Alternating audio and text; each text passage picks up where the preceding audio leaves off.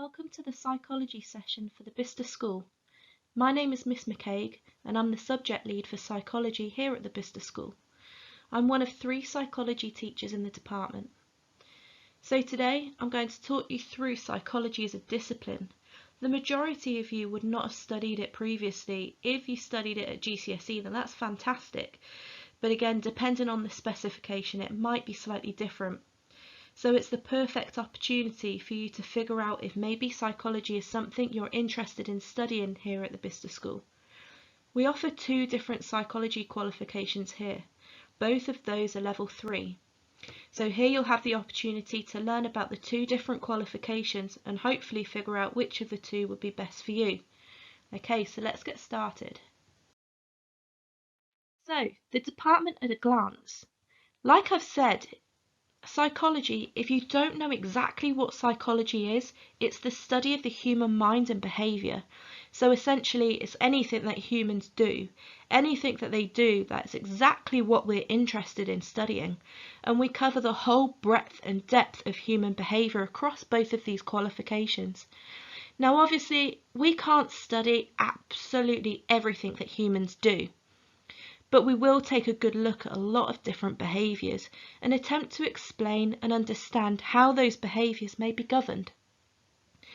So psychology is a really exciting opportunity for you.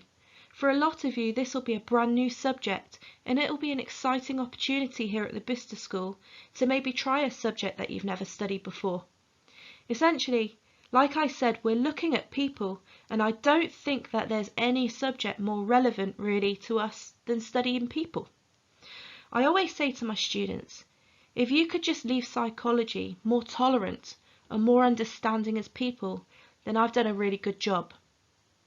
So it's all about humans, why humans do what they do, and we're talking about humans individually as well as in groups. One of the key questions that I get asked is what's the difference between A-level psychology and A-level sociology? And really the difference is that A-level psychology is the scientific study of an individual human and why it is that they would demonstrate the behaviours that they do, whereas sociology is the study of society en masse and the different institutions within society. So that's things like the media or the criminal justice system, and it looks at how that can affect and alter how people behave. So psychology works well with a range of different subjects. We've got lots of transferable skills that you can use across different subjects in the curriculum, and lots of ways that it will help you with employability. So whether you want to go on to university after 6th form at the Bicester School, or an apprenticeship, or go straight into employment, we will be able to help you with a number of different skills. Things like mathematical skills, such as data evaluation, analysis, extended writing skills, being able to look at something with an evaluative, critical and analytical eye. Things that you'll have to do with multiple other subjects that you may study at A-level or at BTEC level 3. So different topics that we study things like biopsychology, social psychology, research methods. These subjects are really going to help you with all the subjects that you may study or in the future career paths that you may wish to go down, and we'll have a look at some of the progression and where our previous students have ended up later. So we've got 2 courses on offer to do with psychology here at the Bicester School. Both of them are level 3 qualifications, so they both will help your progression onto the next stage of your life, whatever that may be. So the A-level we offer is AQA A-level psychology, and the BTEC we offer is the level 3 BTEC in applied psychology. They differ in the course content. There are some crossovers, but the content is different, and the way that they're assessed is also different. So what I'm going to do today is I'm going to start with the applied psychology BTEC, and I'm going to talk you through it, and then I'll talk you through the A-level. At the end of this presentation, we'll look at the differences between the 2 and the suitability. So we'll have a look at which course might be more suitable for you, and that goes without saying that if you come up with any questions during this presentation, please feel free to email them me. Okay, so BTEC level 3, it's a 2-year programme. and it's the equivalent of one subject. Applied psychology takes place as one of your subjects and one of your choices. It's split into a 2-year course, so after the first year you would have achieved your certificate in applied psychology, and after the 2 years you would have got your extended diploma. In the first year of the course you will cover 2 units. You will start with an introduction to psychological approaches and applications. So psychology, we're obviously studying humans. Now we don't just want to come up with a theoretical explanation of why humans that behave the way that they do. We want to take that knowledge, we want to take that research that we've done and change society. So things we've learned in psychology have been now used to implement and change things in society. So for example, research into memory has proven that eyewitness testimony, so someone who's maybe been witness to a crime, when they go and stand up in court and they give their evidence, research into this has shown that it's actually really unreliable. And memory can be altered and it can be manipulated very easily, and it can distort over time. So now we don't convict any criminal in the UK on the basis of eyewitness testimony alone. And that change has come from psychological research. So we don't just want to know the theory, we want to know how these theories have changed society. And that's what the first unit covers. The second unit, which I think is basically a really exciting part of the BTEC, is where you get to conduct a piece of psychological research. You get to design your own study, and then you get to do that study, you get to write up the findings. And personally, when I did my degree, I found that that was my favourite part, conducting my own research and getting hands-on with what psychologists would be doing. So I found that absolutely fascinating. So the introduction to approaches and applications will be assessed through an exam at the end of year 1. Your second unit, the psychological research, is an internally assessed module. So it's an assessment that we will do in sixth form and we will mark. So it's a coursework unit essentially. In your second year, you will go on to study health psychology, which obviously looks at different elements such as stress and how they affect an individual. That's another externally assessed exam unit. And then you do have another coursework unit. Now, this unit we do pick as teachers, and the unit that we've chosen is criminal and forensic psychology, and it's actually a really popular unit with our students. And I know that with the rise of Netflix and forensic science, that true crime phenomenon is something that students tend to be really interested in. Now, this unit isn't to be confused with forensic science. You are not going to be doing crime scene analysis. What you are going to be doing is you're going to try and look into the psyche of criminals and explain why criminals behave the way that they do. Is it biological? Is it a learnt behaviour? Why are criminals committing these crimes? Why have they ended up doing that? So, how are you assessed? I've briefly covered this, but like I say, over the 2 years there are 2 internally assessed pieces of coursework, one on conducting a piece of psychological research and one on criminal and forensic psychology. The other 2 exams, one of it which you'll be assessed for in your first year, and then the other exam in the January of your second year. So that's the BTEC and what it includes and how it's assessed. Now we're going to take a look at the A-level. So we use AQA, and what's really good about the AQA specification is it covers what I like to say a breadth of psychology and the depth of psychology. So by that, what I mean is we've got the breadth of different areas. So for example, in paper 1, we'll take a look at social influence, which is the study of why humans conform, why they obey, and if they don't conform or obey, why do some individuals do that whilst others don't?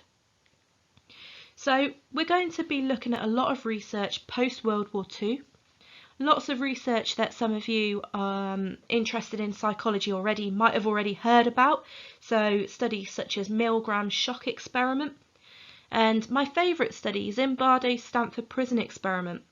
And we'll also have a look at the ethics behind these studies and how society has moved on since that point. We look at memory. So as I said, with eyewitness testimony, we would look at how the core proceedings have now changed on the back of psychological research. We would look at practical applications of the research as well as the theory behind how our memory works, where are the stores and what do they do. And then I think a student's favourite from paper 1 is the study of psychopathology, which is the study of mental health. Naturally, I think a lot of students are interested, especially with the rise of us talking about mental health. So we look at various different mental health issues and look at the theory system behind why these develop. What's the best treatment for them if we know how they come across? And then we will discuss issues such as the stigma defining mental health. Okay, so that's year 1, which looks really at the breadth of psychology, including things like approaches where you look at the different schools of individual psychologists' thought. So for example, do we learn to behave the way that we do, or is it predominantly our biology that makes us act the way that we do? A really big part of psychology is research methods. It's actually worth 40% of your A-level, and I've recently touched on this as we talked about applied psychology, but it's really important that we know about that. Research methods is the core, it's the backbone, it's where some of the math skills that I'll be talking about later comes in, so it's a crucial part to success in the A-level. Math skills that I'll be talking about later comes in, and in year 13 you get to look at things such as statistics. In year 13 you get to look at some particular behaviours in depth. Now the advantage of studying AQA is that we have the ability to choose 3 topics that we take in depth. So we've chosen to look at schizophrenia, relationships and forensic psychology. As you can imagine, all 3 are massively popular. So for those 3 topics we would be looking at various different explanations of why and how those behaviours are developed and how they become a part of us, and the practical applications as well. So for forensics, not only do we look at how somebody becomes a criminal in the first place, but we look at the issues surrounding it. So we look at rehabilitation, we look at imprisonment, and we look at what the best way is to treat offending behaviour. So it's really quite content heavy, but hopefully you'll appreciate that something as broad as psychology you really need to look at in lots of different areas and depths. So how you're assessed in the A-level. There are 3 2-hour exams, all at the end of the second year.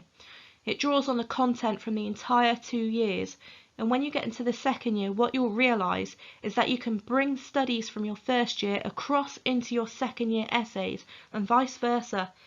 It's a synoptic course.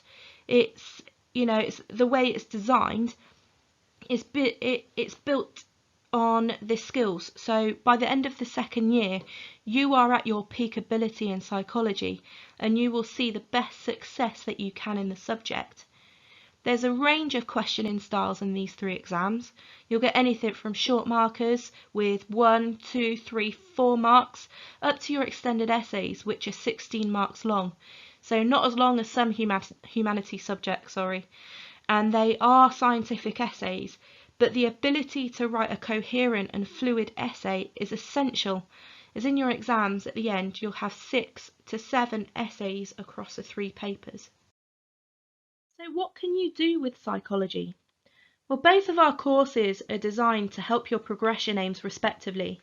The maths and literacy, analysis and evaluation, they'll be able to help you in any degree of which you wish to seek, but they're also really useful in apprenticeships and employment. The ability to calculate and analyse data, to use that to draw plans and apply that to things that need to be changed in the workplace, they're all really relevant skills. Also, just having an understanding of humans and how they work, that's essential when you're going into any job with people.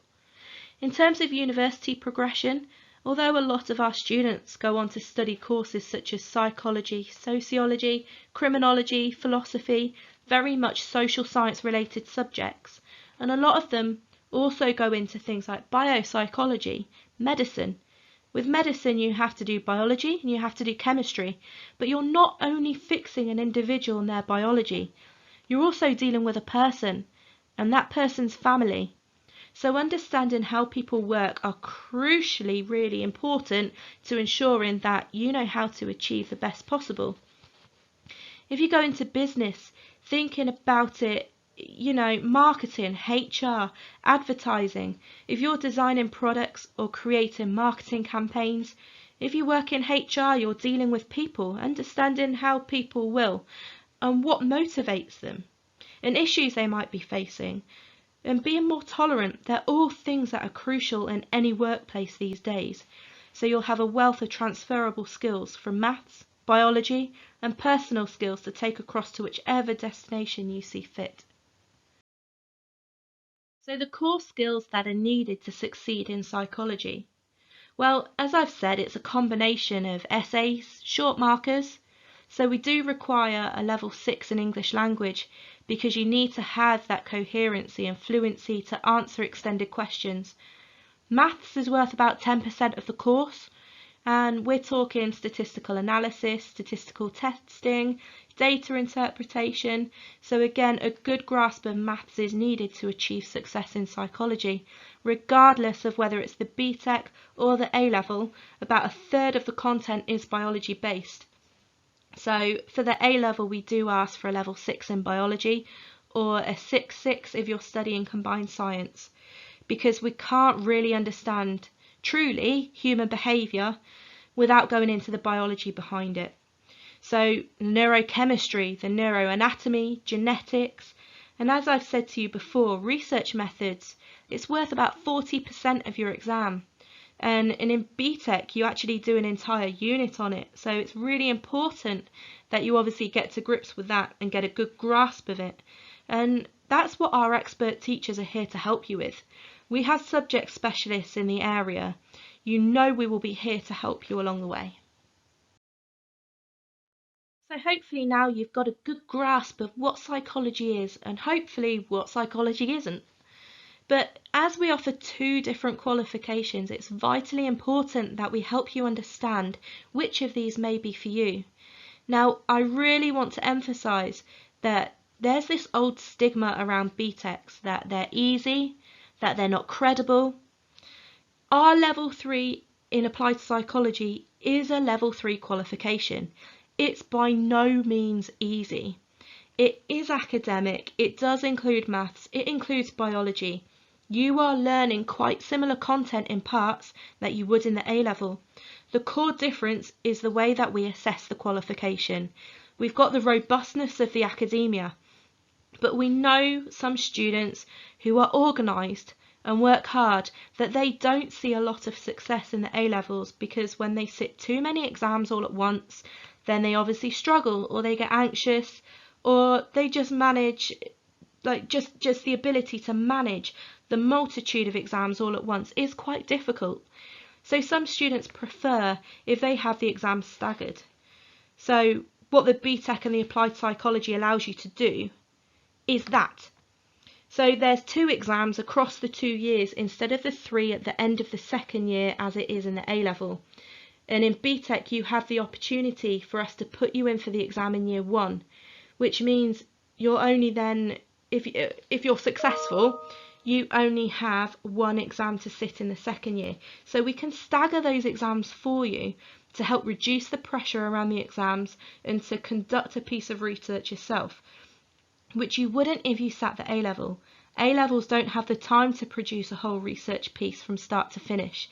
So if you're really interested in actually conducting research and getting involved in the practical side of psychology, then BTEC is definitely something that you should consider.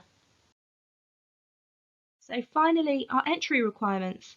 Now, as you can see, for the A-level, we would require a 6 in maths, English language and biology, or a double 6 in combined science. And for the applied psychology, it's a double 5 in combined science.